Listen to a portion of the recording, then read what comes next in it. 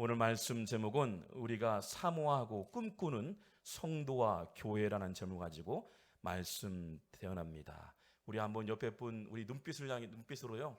성도님 사랑하고 축복합니다. 인사하겠습니다. 네, 아멘. 오늘 많은 분들이 오셨는데요. 네, 사랑하고 축복합니다. 여러분 마음껏 축복해 주시고 또 많이 격려해 주시고 위로가 있었으면 좋겠다 생각됩니다. 사람이 살아가면서 분명한 목적과 목표를 가지고 갖는 것 매우 중요한 일입니다. 분명한 목적과 목표가 있어야겠다. 미국 러치대 알츠하이머 질환센터의 파트리사 보일 교수가요, 약 1238명의 평균 나이 약 78세 어르신들, 노인을 대상으로 연구한 결과 삶의 목표와 목적 지수가 높은 어른들과 반면에 삶의 목표와 또한 목적이 지수가 낮은 어른들의 대상들을 연구한 결과 삶의 목표와 목적이 낮은 어른들의 사망률이요, 절반이나 차이게 현저하게 높다는 것을 보여주었습니다. 그만큼 목표가 있느냐 없느냐의 차이는요, 생명이 연장되느냐 생명이 단축되느냐 차이도 볼 수 있음을 보게 됩니다. 여러분, 목표를 갖는 것이 신체 기능을 더 극대화하게 하고요, 스트레스 호르몬 분비를 더 억제하기 때문에 생명 연장에 매우 큰 도움을 준다는 연구 결과이기도 합니다. 그만큼 삶의 목표, 목적이 분명해야겠다는 것을 보여줍니다. 한편 이 방사선과 전문의 칼 사이먼도 역시요, 암 치율이 높은, 그러니까 치유가 높은 환자들의 공통점을 보니까 반드시 살아야겠다는 분명한 목적의식이 있는 사람은 생명이 연장된답니다. 할렐루야. 분명한 목적이 있으면 삶이 연장이 된다는 거예요. 그렇습니다. 목표가 분명한 사람과 목적 없이 살아가는 사람의 차이는요, 살아있는가 죽느냐의 차이입니다. 삶에 소망이 있는가 소망이 없이 살아가는 이 차이는 엄청 크다는 겁니다.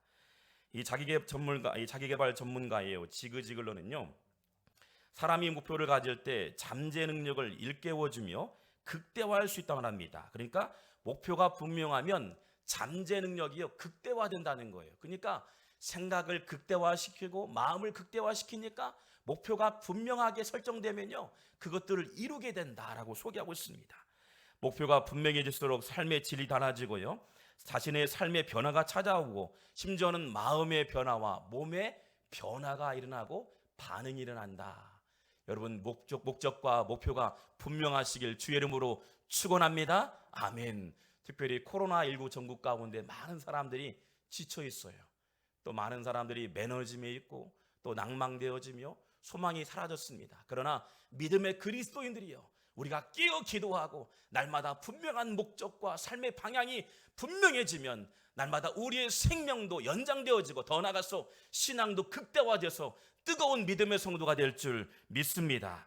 오늘 소개되는 성경을 보면요, 분명한 목적과 방향을 정하고 살아가는 사람들, 바로 초대교회 성도들의 삶의 모습을 보여주고 있다. 초대교인들은요, 삶의 목표가 분명했습니다. 그리고 정확하게 무언가 목적을 가지고 살아갔다는 것을 보게 됩니다. 저는 개인적으로 교회라는 단어를 참 좋아합니다. 여러분 동의하시는 분도 많이 계시겠지만 특별히 교회는 개인적으로 참 좋아합니다. 어릴 적 교회를 생각하면 왠지 포근하고 따뜻함이 있고요, 교회 뜰만 밟아도 마음이 새로워지고 또 지난 과거의 잘못된 죄도 다 용서가 되는 마음을 가질 때가 많이 있음을 보게 됩니다. 누구나 가릴 것 없이 교회는요 다 받아주었고요, 어머니 같은 품과 같은 모습으로 모든 사람이 왕래하고 또 그것을 밟을 때마다 은혜와 기쁨을 드렸던 곳, 바로 교회가 아닌가 생각됩니다. 눈물이 있었습니다. 감격과 영광이 있는 교회였습니다. 지금 생각해보면 이 어릴 적에요, 이 교회 가는 것이 매일같이 기대가 되었어요. 교회 가는 것이 마음에 감동이 되었고 은혜가 되다 보니까 이 매일같이 주일만 고대하고 기대했던 마음들이 있었음을 보게 됩니다. 집에서 약 교회가 한 30분 정도 이게 떨어졌었는데요, 그런데 이 30분 정도 왔다 갔다 하면 어떻게 피곤하잖아요. 그런데 피곤도 모르고 어릴 적부터 다녔던 시골 교회가 생각이 납니다. 그 공간만 가기만 하면 즐거움이 있고요, 많은 성도들과 대화할 수 있고 친구들을 만날 수 있고 많은 은혜의 시간들을 보냈던 그 추억이 담겨져 있는 교회, 그 교회. 그 교회가 오늘 초대교회의 모습을 통해서 말씀하고 있다는 거죠. 오늘 초대교회 성도들의 신앙의 상태를 보니까 그런 모습이었어요. 매일같이 만나고 싶고 사모하고 또 그런 마음을 가지고 있던 초대교회의 모습들은 어떠했는가? 우리 한번 말씀을 통해서 한번 보겠습니다. 사도행전 1장 4절 말씀 보니 사도와 함께 모이사. 사도행전 1장 6절 말씀 보니 그들이 모였을 때에, 그러니까 1장 15절 말씀 보니 모인 무리의 수가 약 120명이 되더라. 실제적으로 수많은 사람들이 매일같이 모여서 무엇을 했을까요? 바로 기도했을 거예요. 찬양했을 거예요. 예배했을 거예요. 뜨겁게 주님 오심을 기대했다, 소망했다는 겁니다. 그렇습니다. 사도행전 교회, 초대교회는 날마다 뜨거움이 있었어요. 모이기에 힘썼다는 것을 말씀하고 있다는 거죠. 사도행전 1장 14절 말씀 보니 이렇게 나와 있어요. 여자들과 예수의 어머니 마리아와 예수의 아우들과 더불어 마음을 같이 했다. 가족들이 모여서요, 마음을 같이 해서 오로지 기도에 힘썼더라. 기도하는 공동체였다는 거예요. 끊임없이 지난 과거를 점검하며 내 삶을 되짚으면서 잘못된 문제가 있다면 철저하게 하나님 앞에 회개했던 뜨거움이 있었던 교회, 그 교회가 바로 사도행전 교회, 초대교회였음을 보게 됩니다. 성도와 교회가 여러분 끊임없이 모여서 기도하고 모였더니요, 초대교회의 모습들이 그 모습이었다는 거죠. 그러니까 모여서 기도하고 예배했던 공동체가 바로 초대교회, 바로 교회였습니다. 교회예요. 이 교회가 바로 에클레시아, 성도들이 모였다. 거룩한 성도가 모여서 예배했던 에클레시아 교회. 그래서 우리 교회 카페가 이름이 에클레시아입니다. 거룩한 성도들의 모임, 거룩한 성도들이 모여서 예배했던 모임. 왜 많은 학자들이, 수많은 목회자들이요, 사도행전에 소개되는 초대교회를 가장 이상적인 교회, 가장 우리가 사모하는 교회라고 얘기했을까? 사도행전 2장 4절 말씀 우리 한번 같이 한번 읽어보겠습니다. 한번 읽어볼까요? 시작. 성령이 말하게 하심을 따라 다른 언어들로 말하기를 시작하느니라. 아멘. 성령의 충만함을 받으니까요, 그들의 모든 삶이 변화가 되었다는 거예요. 교회가 시작되어지고 뜨겁게 예배가 되어지고 말씀을 사모하니까요, 성령이 임했다, 충만되어졌다. 그랬더니요, 삶의 변화가 일어났다. 여러분, 은혜를 받으니까요, 삶의 변화가 일어났다. 할렐루야. 여러분, 은혜를 받으면 삶의 변화가 일어나는 거예요. 다른 언어들로 말했다는 것은 방언했다는 내용도 있지만 거기에 보면 언어가 달라져요. 인격이 달라져요. 태도가 달라집니다. 마음의 자세가 달라져요. 강팍했던 마음의 심령들이 하나님 말씀이 임하니까 변화의 역사가 일어나는 거예요. 자꾸 뜨거워지게 되고 자꾸 모이게 되고 기도하게 됐던 초대교회의 모습을 보여주고 있다는 겁니다. 과거에 묶여있던 죄가 청산이 되고 영적 눈이 띄어지니까요, 자기 자신을 보게 되는 거죠. 얼마나 내가 연약한 사람인가, 얼마나 내가 부족한 사람인가, 지난 과거에 죄로 말미암아 묶여있던 인생 속에서 얼마나 더럽고 추악하고 냄새났던 인간이었는가, 자기 자신을 보게 되는 거예요. 바로 성령의 역사였다는 겁니다. 여러분, 사도행전 2장 37절도 말씀 보니까 그들이 이 말을 듣고 마음에 찔려 베드로와 다른 사도들에게 물어 이르되, 형제들아, 우리가 어찌할꼬 하거늘. 말씀을 듣자마자요, 마음에 찔림이 있었다. 이 찔림이라는 단어를 보니까 헬라어 보니까요, 카테네 게산이라는 단어입니다.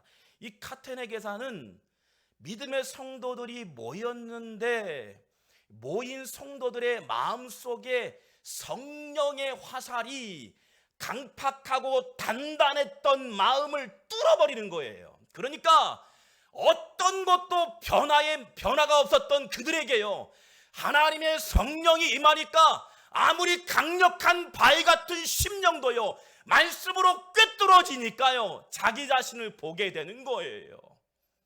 그러고 보니까 자기 자신이 연약한 것을 보게 되는 거예요. 나는 문제투성이었구나, 나는 죄인이었구나. 지난 과거의 가정에서나 삶 현장에서 아무것도 기대지 못하고 주를 의지하지 못했던 죄인의 삶을 살았던 그 모습들을 발견하게 되는 겁니다. 말씀의 창이요, 각박한 심령들을 뚫어지게 하고 그 심령을 통해서 마음에 요동치 되고요 변화가 일어났다라고 소개하고 있습니다. 당시에 변화가 일어났던 사람들이요 3,000명이 넘었대요. 그러니까 120명의 마가의 다락방에서 모였다라고 얘기하지만 실제적으로 그 성령의 역사는요 120명뿐만 아니라 모이는 현장마다, 그러니까 성령 하나님을 사모하며 기다리며 하나님의 은혜를 구했던 모든 믿음의 사람들이요 모일 때마다요 그 찔림의 역사를 경험했다라고 소개하고 있어요. 3,000명이 변화가 되었다는 겁니다. 얼마나 민망하고 창피했을까. 그런데요 믿음의 사람들이 그 모습 가운데 창피하지 않았던 거예요. 왜일까요? 다 용서가 되었던 거예요. 하나님의 은혜로 다 용서가 되고 이해가 되고 회복이 되었다는 거예요. 성령 하나님의 은혜를 사모하는 심령들 가운데는 그래서요 치유가 빨라지는 거예요. 변화가 일어나는 거예요. 마음의 감동이 되는 거예요. 그래서 지난 과거를 청산해내고 하나님 말씀을 통해서 새로워지는 초대교회의 모습이 바로 오늘 성경의 모습이었다. 최근 뉴스에서 계속해서 언급되는 뉴스가 있습니다. 경북 구미에서 방치된 숨진 3세 여아이의 사건, 여러분 잘 아시죠? 얼마나 끔찍한 사건입니까? 몇 주간 이슈가 되었는데요 온 국민을 놀라게 했던 이 사건을 보니까 실제 그 여아이의 어머니가 외할머니였던 거죠. 여아이가 침모했다는 것 사실을 보게 됩니다. 무엇이 그 젊은 분들의 마음들을 힘들게 했을까? 그들의 마음을 왜 이렇게 어렵게 했을까? 내 마음의 고통으로 몰아가겠을까? 마음이 참 아팠어요. 이런 일들이 비일비재하게 계속해서 드러나고 있음을 보게 됩니다. 현대가 발달되어지고 수많은 것들이 풍요롭지만 그러나 반면에 보니까 수많은 죄악들이요 수면 위에 다 올라오게 돼요. 여러분 계속 또 이슈되는 단어가 있다면 LH 투기 사건, 의혹 사건으로 해서 수많은 사람들이 이슈의 사건을 보면서요 계속적으로 마음 아파했습니다. 공직자로서의 높은 윤리의식이 초명되는 이 시대 속에서 많은 사람들이 투자를 하고 투기를 하고 비단 공직자의 문제만이 아니라 그 모습을 보면서 우리의 모습을 보게 되는 거죠. 우리의 연약함을 보게 되는 거예요.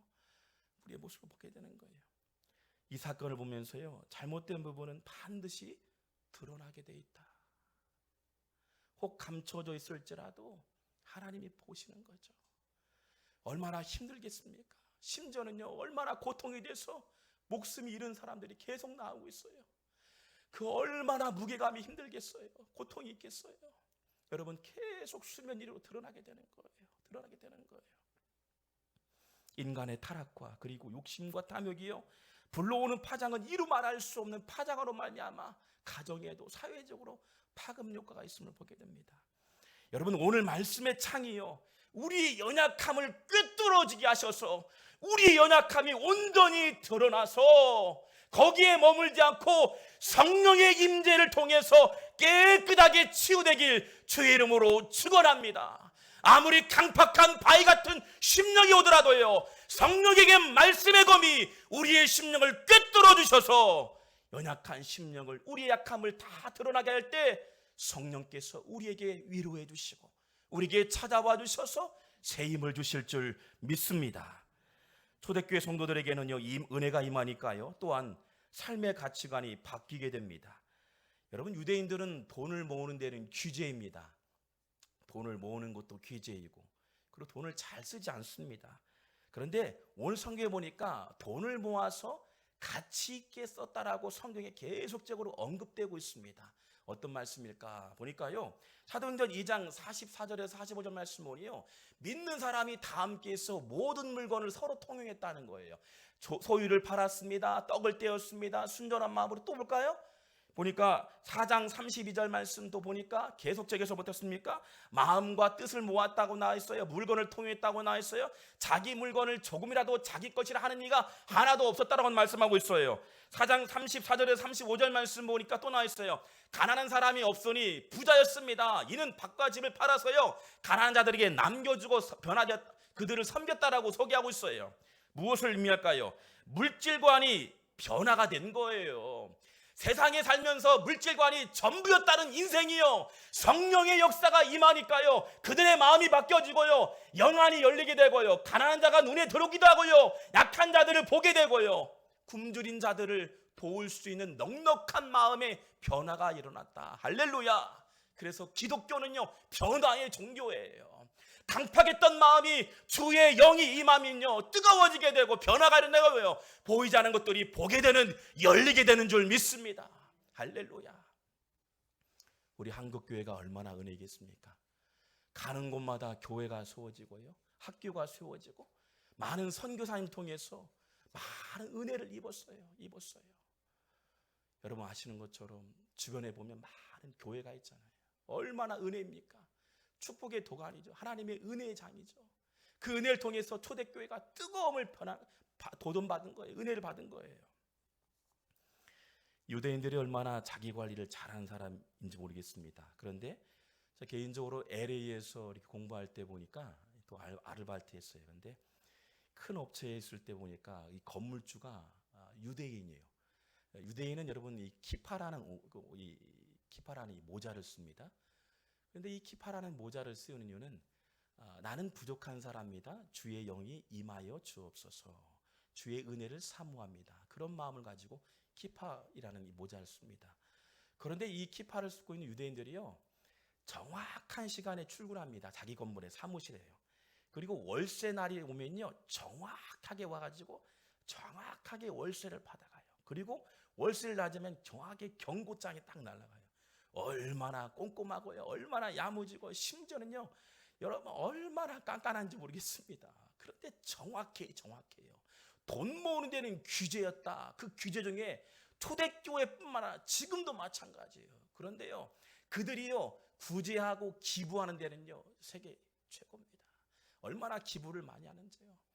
여러분 오늘 초대교회 보니까 어떻습니까? 금전적인 가치관이 변화되어서 영적인 안목이 띄어져서요, 굶주리고 아파있는, 왜 우리가 교회가 존재의 목적이 무엇일까요? 영혼을 변화시키는 일이에요. 그래서요, 아프리카 해외 선교지에 우물을 파게 되고 교회를 세우는 일이 떡과 복음을 통해서 그들을 변화시키는 거예요. 그들에게 온전히 세상이 아닌 하나님 나라를 구현시킬 수 있도록 영적인 안목이 띄어질수록 교회를 세우는 것이 우리 교회의 존재 목적인 줄 믿습니다. 청천동에 수많은 교회겠지만 우리만이 아니에요. 지역사회를 위해서, 선교지를 위해서 수많은 잃어버린 영혼이 있다면 그 영혼들을 살리기 위해서 몸부림치는 교회가 가장 이상적인 교회, 초대교회였다는 것을 보여주고 있습니다. 왜 그들에게 놀라운 변화가 일어났을까? 바로 성령의 임재였던 거죠. 임재. 성령의 임재는 우리의 힘으로 할 수 있는 게 아니었어요. 전적인 하나님의 계획과 약속이었다. 그 약속을 사모하는 심령들에게 성령의 임재가 임하게 되는 줄 믿습니다. 여러분 그래서 사모해야 돼요. 주님께서 다시 오신다는 약속의 말씀뿐만 아니라 우리에게 보혜사 성령을 통해서 약속하셨어요. 우리와 함께 하셔요. 동행하셔요. 여러분 자녀를 위해서 기도할 때도 하나님 자녀가 입학했습니다. 공부 중에 있습니다. 주의 영이 찾아가 주셔서 그 영혼과 동행하시고 인도하여 주시고 그 가정과 가문과 기업 위에 하나님의 인도하심이 있게 하여 주시옵소서. 할렐루야. 초대교회 보니까 성령의 은혜를 사모하는 심령들마다 뜨거워졌어요. 그리고 기도할 때마다 역사가 일어납니다. 변화가 일어납니다. 사도행전 3장 4절 말씀하니까요, 베드로가 가는 곳마다 안수합니다. 치료의 역사가 막 일어나게 되는 거예요. 왜일까요? 사람이 능력이 있어서 아니에요. 그 뒤에 계신 성령의 하나님이요, 그 영혼들을 만져주니까 마음의 변화와 육체의 변화와 치유의 변화가 일어나게 될 줄 믿습니다. 할렐루야. 당시만의 문제가 아니에요. 오늘날도 성령의 역사가 일어나게 될 줄 믿습니다. 사모할 때 역사가 일어나게 되는 거예요. 사도행전 2장 4절 말씀 보니 성령의 역사의 근거가 여기에 나와 있어요. 우리 다시 한번 읽어보겠습니다. 시작.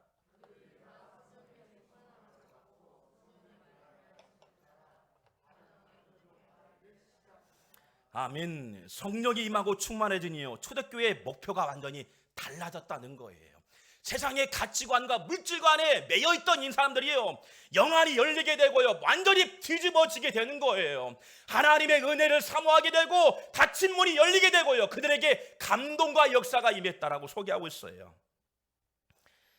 세상 사람 아니 일반적으로 우리의 소망은 무엇일까? 유명한 학교에 입학하고 대기업에 취직해서 많은 월급을 받고 많은 사람들에게 인정받는 넉넉한 가정을 살아가는 것, 저도 인정합니다. 좋아합니다.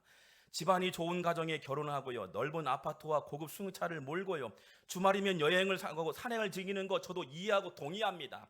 잘 먹고 잘 사는 것, 건강히 오래 사는 것, 이게 목적일까요? 우리의 소망일까요? 그렇지 않다는 거예요. 그들의 소망이 무엇일까 보니까요, 매일같이 고통의 나날이었습니다. 로마의 많은 병정들에 의해서 생명을 앗아가는 사건들이 발생합니다. 유린당합니다. 고통 중에 고통의 사건들이었어요. 끊임없이 그들에게 생명을 앗아갔던 사건들이 곳곳에 일어났습니다. 사자의 밥에 끌리기도 하고요, 창에 찔리기도 하고, 예수 믿는 이유만으로 해서 수많은 사람들이 고통당했던 그 과정 속에서 굶주림과 아픔의 시간들이었어요. 여러분, 저도 기도합니다. 여러분, 예수 믿으면 형통하게 될 줄 믿습니다. 기도하면 응답 주실 줄 믿습니다. 병을 낫게 하여 주실 줄 믿습니다. 저도 믿고 동의합니다. 그런데 초대교인들은 그 이상의 것들을 바라보았다는 거예요. 우리에게 병을 치료하고 능력이 임하고 재산이 증가되어지고 잘되고 형통하는 것 이상으로 그들이 바랐던 소망은 다른 것에 있었다는 거예요. 거기에 소망을 두지 않았다는 겁니다. 하나님, 내가 죽지 않고 영원히 살게 하여 주옵소서. 건강에 살게 하여 주옵소서. 잘 먹고 잘 살게 하여 주옵소서. 자녀들 복되게 하여 주옵소서. 이런 제목도 있었지만 그들의 가장 가치 있고 그들의 변화가 되어져서 바뀌어진 가치관이 있다면 그들은 다른 소망을 가지고 있었다라고 성경은 소개하고 있어요. 무엇일까요? 여러분, 초대교회 성도들은요, 가진 것도 없었습니다. 괜찮았습니다. 통장에 잔고가 얼마 남지 않은 마음도 조아렸던 마음 가운데 있던 사람도 있었을 거예요. 사는 것이 하루하루 초라하고요, 넉넉하지 않은 사람도 많이 있었을 거예요. 조롱받으면서 수많은 인생의 고초를 당했던 사람도 있었을 거예요. 그러나 그들에게 분명한 목적과 목적의식이 분명했음을 보게 됩니다. 바로 부활의 신앙이었어요.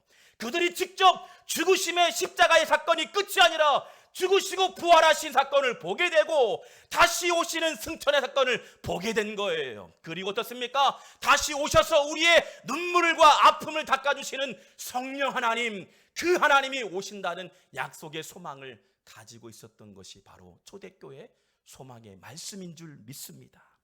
사도행전 1장 4절 말씀 보니 이렇게 나와 있어요. 사도와 함께 모이사 그들에게 분부하여 이르되 예루살렘을 떠나지 말고, 그러니까 지키라는 거예요. 내게서 들은 바 아버지께서 약속하신 것을 기다려라. 오늘 고되고 낭망되어지며 슬픔과 아픔이 있을지라도, 생명을 앗아가는 수많은 사건의 현장 가운데도 그 자리에서 기도하고 지키면 다시 오셔서 우리의 눈물을 닦아주시는 아버지 하나님의 때를 기다리라고 말씀하신 줄 믿습니다. 여러분, 우리는 하나님의 은혜 가운데 있으니 기쁨이 있고 즐거움이 있는 것 맞습니다. 그러나 세상의 수많은 사람들 지금 어떻습니까? 수많은 LH 사건, 수많은 정치 문제 사건들 보면서 코너에 몰린 수많은 아픔에 있는 현장들을 보면서 너무 안타까워요. 어제 또 뉴스를 보니까 전주에 중국인 사람들이 마약을 통해서 경찰관이 들락져서 그 마약 사범들을 잡았다고 들었잖아요. 여러분, 기도하셔야 돼요. 얼마나 지금 너무나 사단이요, 우리 아이들, 젊은 사람들 작년에까지요 병들게 하는지 몰라요. 전주에요, 여러분, 이미요 수많은 사람들을 병들게 하고 있다는 거예요. 깨어있지 않고 준비되지 않으면 수많은, 보이기에는 작게 보이지만 이 자금을 통해서 무너지게 된다는 거예요. 여러분, 우리가 깨어 기도해야 할 때인 줄 믿습니다. 요즘 기후변화로요, 이 남극과 북극의 빙하가 점점 녹아지고 이로 인해서 해수면이 상승되고요, 또 온도가 높아져 온난화 기후변화가 매우 심각하게 일어나고 있음을 보게 됩니다. 이 TV에 보면 이렇게 빙하가 나와 있잖아요. 그죠? 빙하가 나와 있는데 이 물에 떠다니는 거를, 얼음덩어리를 빙하라 말합니다. 그런데 우리 눈에 보아도 어떻게 보면 어마어마하잖아요. 얼마나 크겠습니까? 그런데 수면 아래에 있는 빙하보다 수면 위의 빙하가요 작게 보이잖아요. 그런데 수면 밑에 있는 빙하가요 10배, 20배, 100배, 1000배 어마어마한 빙하가요, 이 얼음덩이가 물 위에 있다는 걸 보게 됩니다. 우리 눈에는 작게 보이지만 그 밑에는 어마어마한 거예요. 움직이게 되는 거예요. 한번 또 볼까요? 네. 이런 빙하들, 야, 어마어마하죠. 실제 빙하의 모습이죠. 야, 여러분, 그런데 이 큰 얼음덩어리가, 빙하가요, 이 움직이지 못한 것처럼 크게 보이지만 실제요, 바다에 딱 둥둥둥실실 떠다니잖아요. 그런데 이 어마어마한 이 바위덩어리 같은 빙하도요, 해류를 만나게 되면요, 떠 있지 않고 움직이게 된다는 거예요. 움직이게 된다는 거예요. 해류를 만나기만 하면요, 아무리 강하고 아무리 큰 돌덩이 같은 빙하일지라도요, 해류를 만나게 되면 움직이게 된다는 거예요. 다름 아닌 초대교인들이 그랬다는 거예요. 초대교인들이 강팍하고 하나님 특별히 문제가 있고 고통 가운데 수많은 죄 가운데 있었지만요, 성령의 역사, 성령의 기류에 몸을 던지니까요, 그들이요, 성령에 의해서 움직이게 되는 거예요. 성령에 의해서 움직이게 되는 거예요.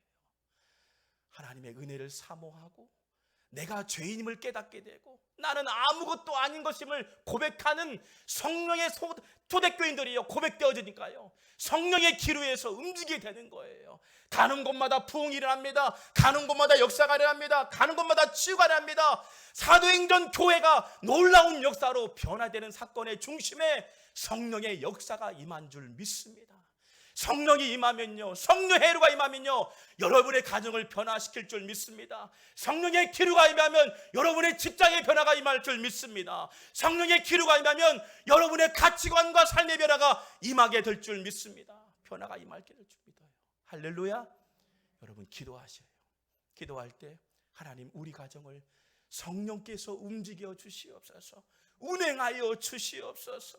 강팍한 아내도 남편도 자녀도 주의 영이 임하면 하나님, 해류에서 움직이는 빙하처럼 성령께서 움직여 주시길 원합니다.